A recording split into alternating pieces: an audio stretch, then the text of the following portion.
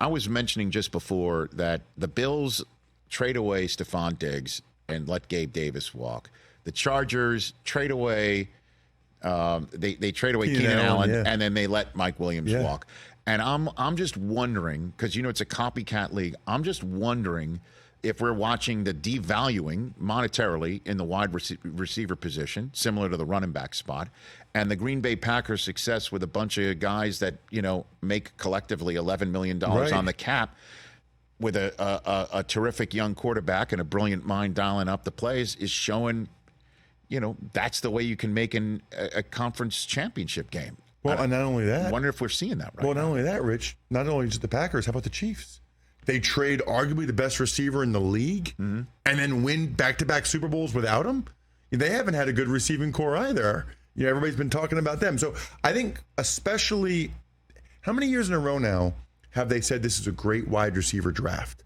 I know you do the draft every year. Yeah, it's been a great wide receiver. But this one in particular is really right. that. So rather than paying these guys, Diggs is getting like $24.5 million this year, which, by the way, to me, I understood the Texans trading a second-round pick for Stefon Diggs. I understood the Texans being all in while C.J. Stroud's on a rookie contract. But why rip up the last 3 years of his deal, give him a $3.5 million raise? He's only going to be there for 1 year. Yeah. And because they shortened the contract, they can't get a comp pick for him.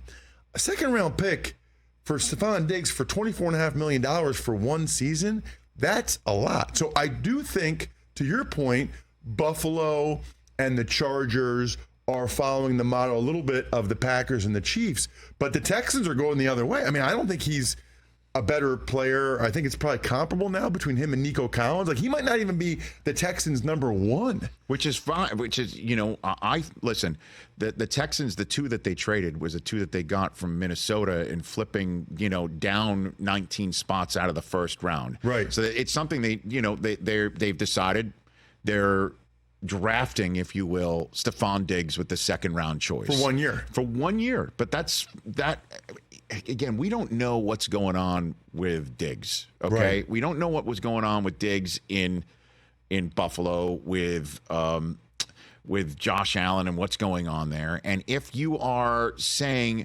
let's set up a situation where Diggs is as motivated as possible and let's go for it and figure out that's how much he's going to cost on our cap this year, and go for it right now with our guy and give him multiple weapons to try and win something right now in year 2 of his contract.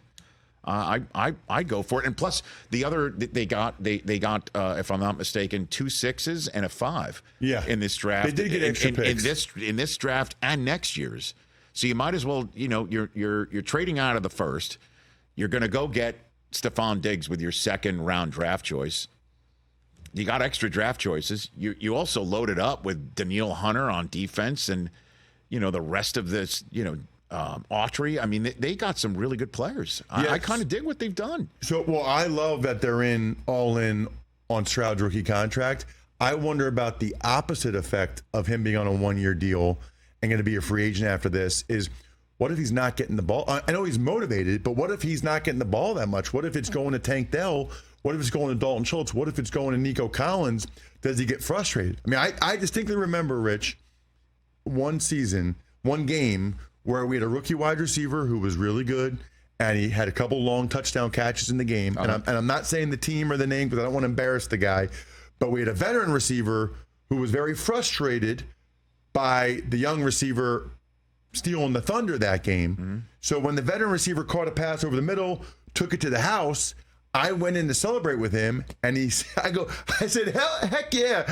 And he said, get the bleep away from me. Like, he was so angry that the ball was going to the rookie receiver and not him. And I think he felt threatened with his number one receiver status because the young receiver was coming, that he was, I went to high five him. He said, get the bleep away after he just had like a 40-yard touchdown. Receivers are a totally different animal than any other position that I've been around in the NFL. Catch the Rich Eisen Show every single day on the Roku channel, 12 to 3 Eastern, for free.